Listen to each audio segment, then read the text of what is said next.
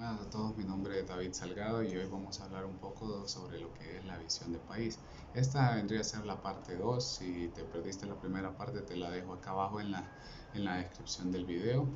Vamos a hablar un poco de la visión de país, los lineamientos estratégicos, y una cosita que quiero aclarar es que acá abajo te voy a dejar un icono, el icono de pausa. Eso significa que si tú quieres puedes perfectamente pausar el video en ese momento, porque voy a poner imágenes o voy a poner gráficos o lo que sea, entonces para que puedas pausar y leer el video correctamente. Empezamos con los objetivos. Estos los objetivos que tenemos ahorita son conocer más a fondo el documento de visión de país del de 2010 al 2038 y sus alcances. Tenemos que conocer los lineamientos estratégicos que dirigen esta visión y analizar y exponer los desafíos que se generan con cada uno de los lineamientos estratégicos. Tenemos que estos lineamientos estratégicos vamos a ver cosas tanto de seguridad, pobreza, de los recursos naturales, etcétera. El primero es la reducción de la pobreza y la generación de activos e igualdad de oportunidades. Esto es básicamente ayudar a la población más vulnerable, básicamente ayudar a todos los pobres. Hay una cosa que hay que mencionar, y es que últimamente, pre-pandemia, pre-COVID, Honduras estaba creciendo tenía un crecimiento económico de alrededor del 2 al 3%, entonces era un crecimiento bastante sostenido. Pero, ¿qué pasaba? No hay una relación directa entre lo que es el crecimiento económico y la reducción de pobreza. Estos son factores que no van del todo de la mano. Entonces, a pesar de que Honduras podía estar con un crecimiento económico sostenido, la pobreza podía ser perfectamente constante o incluso aumentar. Tenemos también que la pobreza es multicausal y su combate no puede básicamente dividirse en vamos a agarrar esta área. No, la pobreza es por la violencia que existe, es por los grupos sociales, antisociales mejor dicho. Es solo por eso, no es por la corrupción, es por una combinación de todos estos factores lo que hacen que la pobreza y la pobreza extrema sean bastante constantes en nuestro país. Y lo que tenemos que ver que es agarrar todos esos lineamientos, agarrar todos esos factores y atacarlos como un todo para poder ver una visión de país, tener una visión de país que ayude de verdad a la población más vulnerable, a los más pobres. Y este nuevo marco debe enfocarse, como le decía, en eliminar el conjunto de restricciones que impiden a los pobres acceder a todos los activos, conocido básicamente como enfoque de activos, dárselos a ellos. No es literalmente dárselos, pero ayudarlos. Los grandes desafíos que se ven en este lineamiento son establecer mecanismos de coordinación para operativizar la integralidad. La integralidad, ¿esto que nos referimos? Esto que cada sector cuenta con sus propias metas, tiene sus propios objetivos, tiene su propia población específica, grupos de interés. A esto lo que nos referimos es que cada quien jala agua para su causa, ¿verdad? Cada quien jala agua para su propio huacal. Entonces tenemos que la sociedad civil agarra para un lado, cada municipalidad agarra para su propio otro lado. Entonces todos tenemos que juntarlos, tenemos que mejorar, unirnos, porque realmente esa es una de las formas para hacerlo. Tenemos también que fortalecer la participación de la sociedad civil y la corresponsabilidad. Es una palabra bien bonita, la corresponsabilidad en la ejecución de la política pro pobre.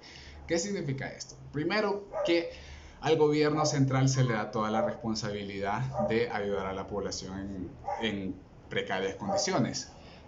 Sí, es su responsabilidad, pero dada la incompetitividad que podríamos decir ha tenido el gobierno para mejorar este aspecto, entonces tiene que actuar la sociedad civil. Aquí es cuando vienen en consideración las municipalidades, las comunidades, las ONGs, las empresas privadas. Esto es básicamente agarrarlos a todos y ayudarles a ellos. El gobierno tiene que cumplir un factor más tanto como observador y como canalizador, pero sí también ayudar por parte de estas personas, por parte de estas organizaciones, las ONG, las comunidades, para ayudar a los pobres, y que el gobierno supervise. Dado que no pudo hacerlo, pues por lo menos que supervise. Y también tenemos la otra parte, que es la corresponsabilidad por parte de la población en situación de pobreza. A esto nos referimos que no solamente es de que al pobre vamos a venir y vamos a darle 2 libras de arroz, vamos a darle 2 libras de frijoles, mantequilla, manteca, no, rosquillas, vaya, sino que por medio de las ONGs ayudar a las personas en situación de pobreza, de generar empresas que ayuden, que puedan generarles riqueza a ellos, que venga una población, a una comunidad, a un municipio, ponga una empresa privada, venga, ponga su central de operaciones ahí, su manufactura, una operación que no requiera mucha, porque muchas veces la pobreza va de la mano junto con el analfabetismo. Entonces, situaciones de una fábrica, digamos, que no necesita mucha operatividad o conocimientos técnicos, entonces una persona pueda a sí mismo generar y elevar su condición de vida, pero hacerlo una parte fundamental a la persona que tiene escasos recursos, hacerlo una parte fundamental, un participante activo de esta correlación. Debemos también fortalecer la gobernabilidad y la democracia participativa en la misión y visión del país, el plan de nación. Esto tiene que ver más con el proceso de ejecución, el seguimiento de los diversos programas, así como a través de las instancias que se crean para el seguimiento, porque una cosa es decir, se crea programa para tal cosa, se crea programa para ayudar a los pobres, se crea programa para esto y tal cosa, pero solo se crea, se aprueban tantos millones para erradicar la pobreza. ¿Y el pisto dónde está? Y el seguimiento que se le dio solo es de crear, o sea, se aprobaron 500 millones de dólares del Congreso y ya, tú, ¿dónde está? ¿Dónde está el pisto? ¿Dónde está el dinero? Pero bueno, eso es otra cosa. Y otra cosa es impulsar el sistema de monitoreo y evaluación de la misión del país.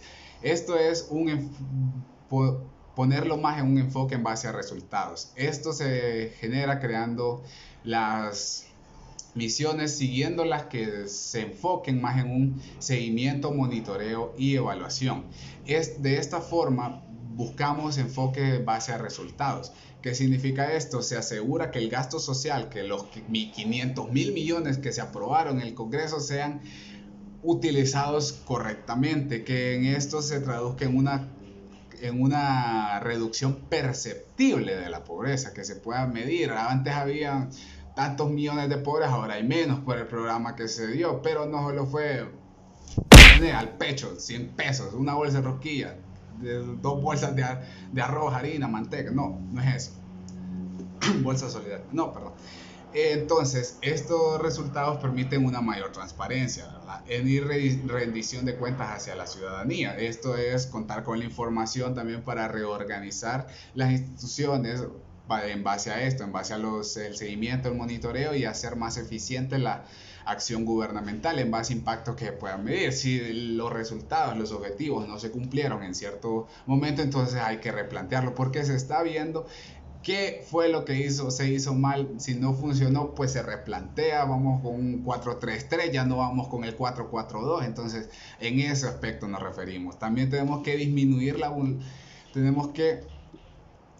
tenemos que los lineamientos, que la visión que se tiene. Para el 2022 se dará cumplimiento a las metas de integración social mediante el enfoque de activos planteados de esta visión.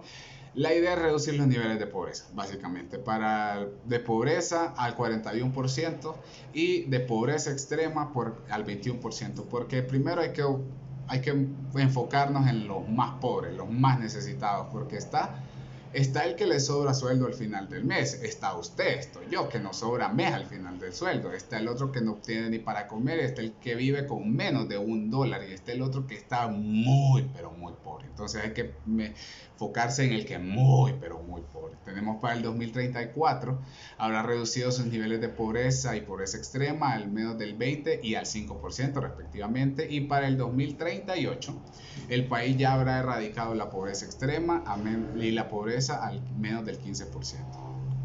Tenemos tiempo todavía. Para el 2022 ya es un poco más difícil. Pero bueno, continuamos con otro lineamiento, es la educación y cultura como medios de emancipación social. ¿Qué nos referimos a esto? Que la educación básicamente es de mejorar la educación pública a evolucionado de manera medianamente satisfactoria en los últimos años. Pero todavía subsisten varios problemas, muchísimos problemas, originando una difícil adaptación al entorno internacional y a la propia dinámica de las necesidades de la población, básicamente. Y los grandes desafíos que tenemos aquí es reducir la deficiente formación de competencias esenciales para el desarrollo, el analfabetismo. Tenemos una tasa bastante alta. La persistencia de graves deficiencias de competencias educacionales en temas de abstracción, análisis y síntesis. Básicamente en español andamos mal, desde el 1997 no se hace una competencia internacional para ver cómo andamos. Quedamos en último lugar en español y penúltimo en matemáticas. Es como cuando en índices de cualquier cosa, corrupción, lo que nos salve es Haití. Si no existiera Haití, ahí sí estamos mal. Bueno, el sistema educacional hondureño no ha estado aportando los requerimientos educacionales mínimos.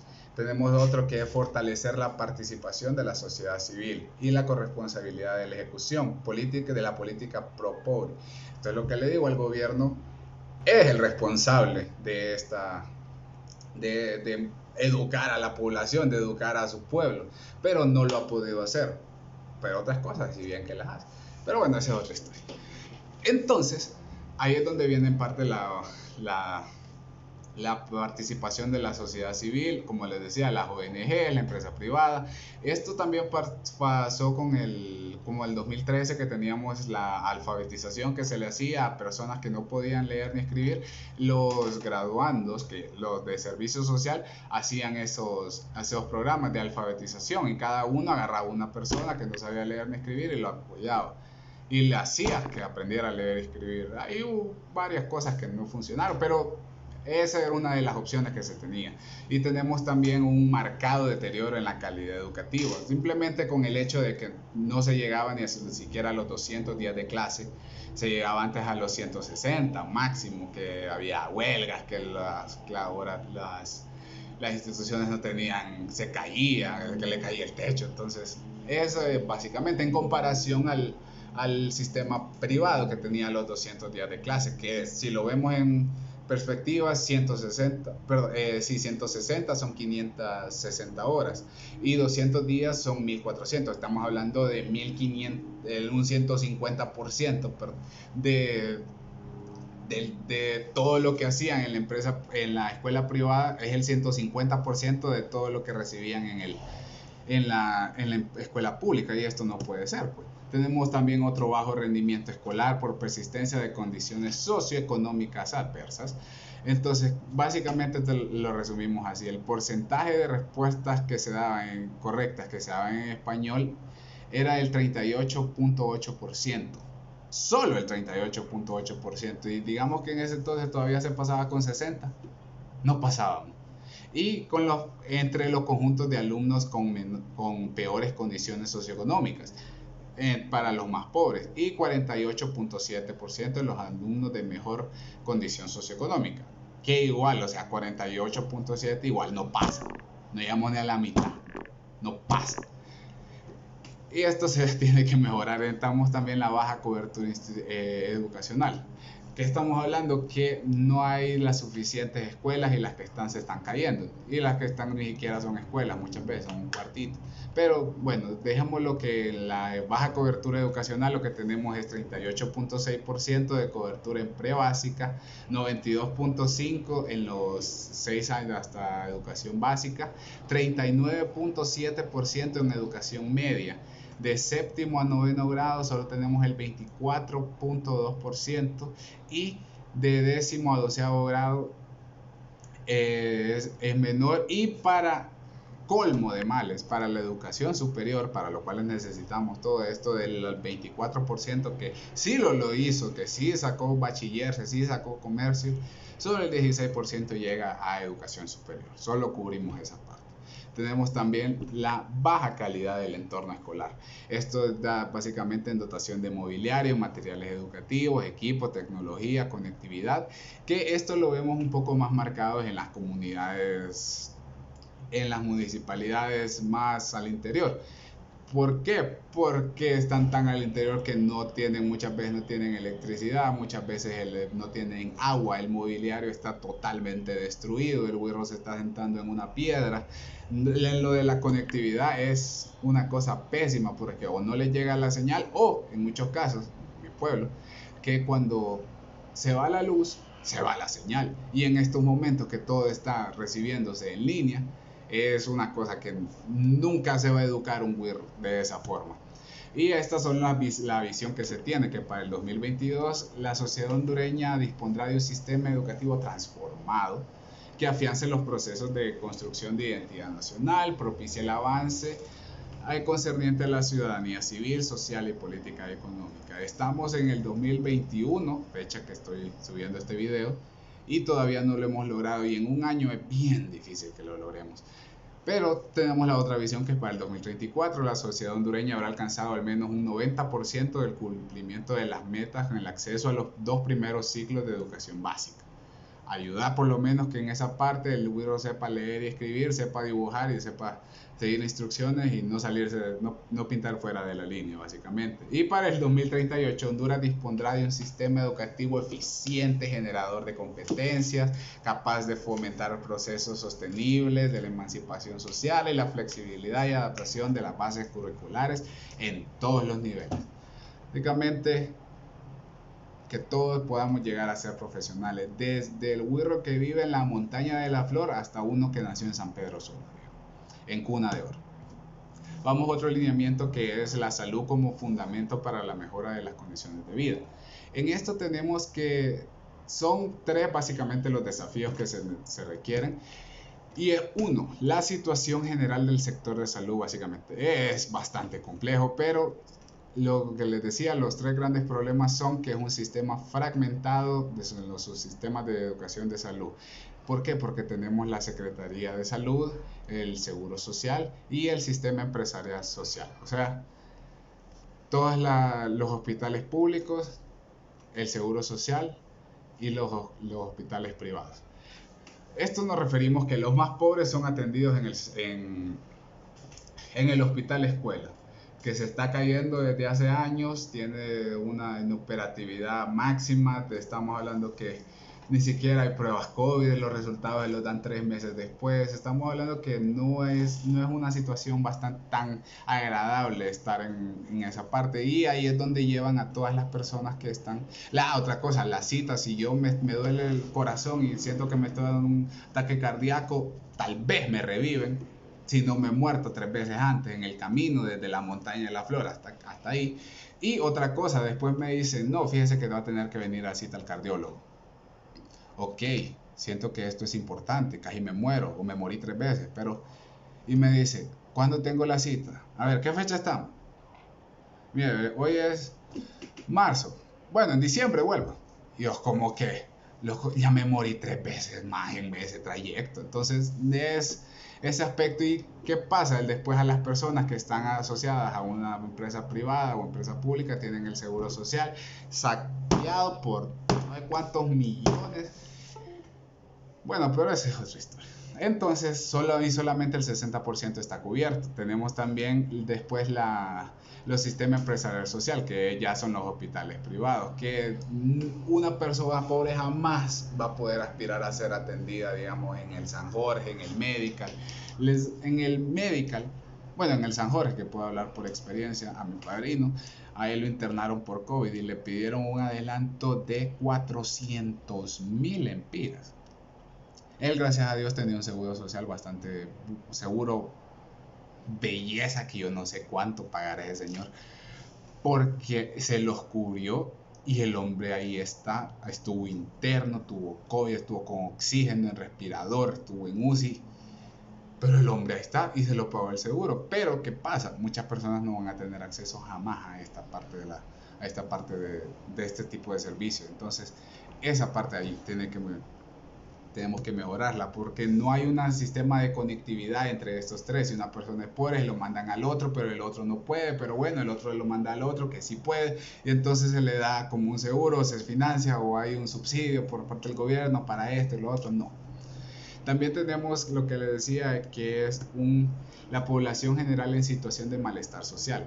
Enfrenta problemas estructurales de salud y enfermedad. ¿Qué pues lo que pasa es al perro más flaco se le pegan las pulgas? Esto se refiere a la situación de miles de hogares urbanos, rurales, no tienen acceso a agua potable. Entonces, ¿cómo se van a lavar las manos para evitar el COVID? El agua que tienen tal vez es agua estancada. Tenemos la red de saneamiento donde los espacios y hábitats no existen. Entonces, eso genera las heces corren libremente en la calle, entonces eso genera cólera, genera mayores enfermedades, genera estancamientos de agua, lo cual genera dengue, zika, chikungunya. De esto también es la no alteración en las condiciones materiales de la vida, genera problemas de salud, que ¿cómo puede ser? Los problemas que más se miran en el hospital escuela, seguro, son dengue, que por cierto, de estas podemos hablar por experiencia. Dengue hemorrágico, presente. Chikungunya, casi me muero. Bueno, tenemos aquí Zika, ese gracias a Dios todavía no. Y también tenemos que esta población sufre también por la violencia. ¿Por qué? Porque estamos hablando de que muchas veces a estas personas están siendo víctimas de la violencia. Entonces, ¿qué pasó? Tengo un primo que estudió medicina y en el hospital escuela lo que le llegaban a las 3 de la mañana era un compa con 3 tiros en el estómago, otro con 4 escopetazos en la pierna, otro con un machetazo en la espalda. ¿Por qué? Por la misma situación de violencia en la que se vive. Y eran personas obviamente que no iban a ir al centro médico, al medical center, lo que sea. Entonces tenían que ir a lo que le quedara más próximo, que era el hospital escuela. Y también tenemos el conjunto institucional del sector Estado, es lo que les decía, desarticulado. No hay una unión, no hay una cohesión de todas las unidades del sistema de salud de nuestro país. Entonces, como les decía, si uno no puede atender a este, pues lo manda al otro, que por cierto, podría funcionar en un sistema mejor o un poco en reversa, porque digamos una persona es mordida por una serpiente venenosa, cascabel, usted va al centro médico, le dicen que no lo pueden atender porque no tienen el antídoto, va al seguro, muchas veces no tienen el antídoto. El hospital escuela es el hospital que para eso, porque atiende a personas del interior del país, tiene todos los antídotos. El Centro Nacional de Venenos es el que tiene los antídotos que quedan en el hospital escuela. Entonces, en ese aspecto es mucho mejor en ese aspecto, conste, en ese aspecto. Y para el año 2022, el otro año estamos hablando, tenemos reducir a la mitad la tasa de mortalidad infantil, tenemos reducir el 20% la desnutrición, reducir la mortalidad materna en 3/4 partes, de haber detenido la propagación del VIH-Sida. Para el 2034 tenemos reducir el promedio latinoamericano la mortalidad infantil, disminuir no más del 5% la desnutrición, reducir la mortalidad materna al promedio latinoamericano y haber logrado una clara declinación, por lo menos pues ya que no eliminarlo, pero que va, del VIH-Sida. Para el 2038 ya Honduras habrá sentado las bases de un sistema de salud capaz de atender a las demandas de toda la población y desarrollo de esfuerzos sustantivos para profundizar una sostenibilidad y calidad. Que usted no sienta la diferencia que si lo atienden en el medical a que si lo atienden en el hospital escuela 2.0. Eso sí, 2038. Presente. Para continuar y seguir con la visión de país para este momento. Tenemos también el desarrollo regional de los recursos naturales y ambiente.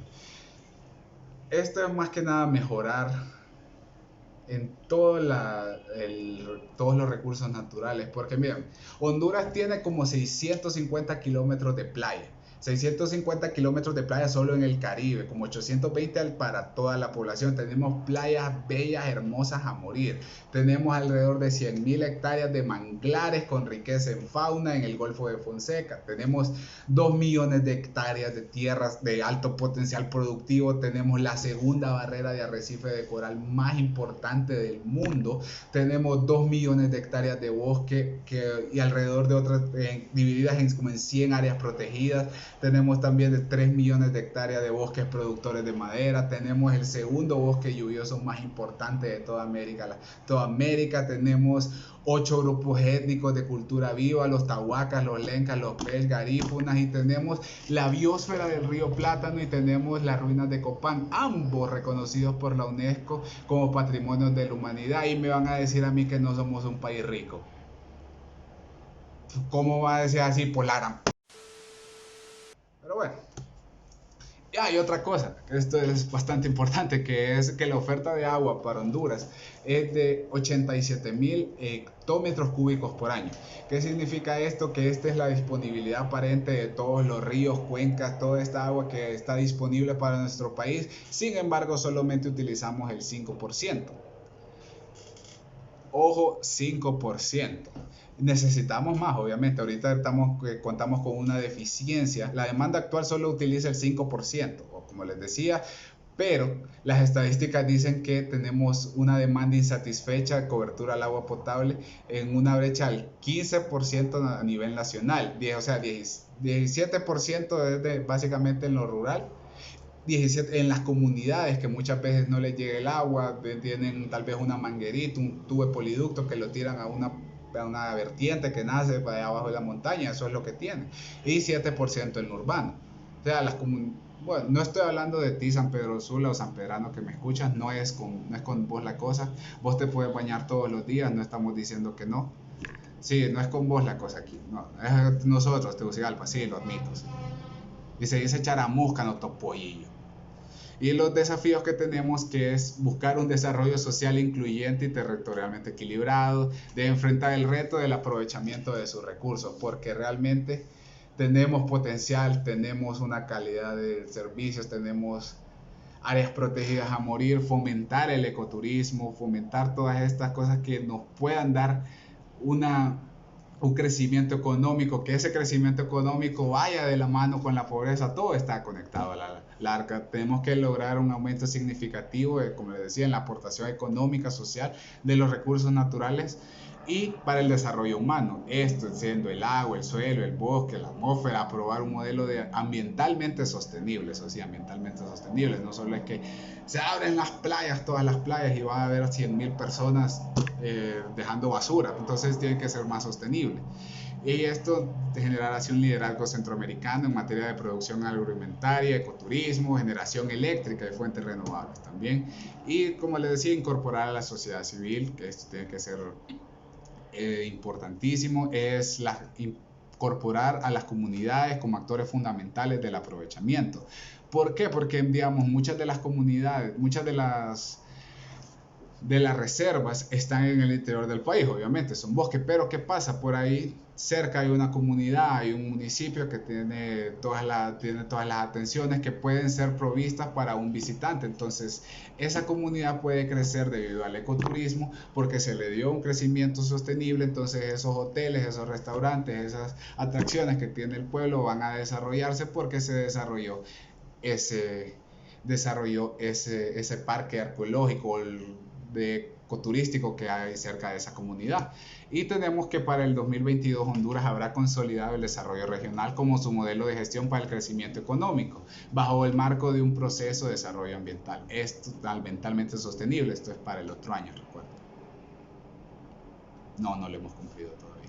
Para el 2034, Honduras será el país líder centroamericano en materia de aprovechamiento sostenible, recursos naturales, generando energía, alimentos, minerales y todos los derivados del sector forestal.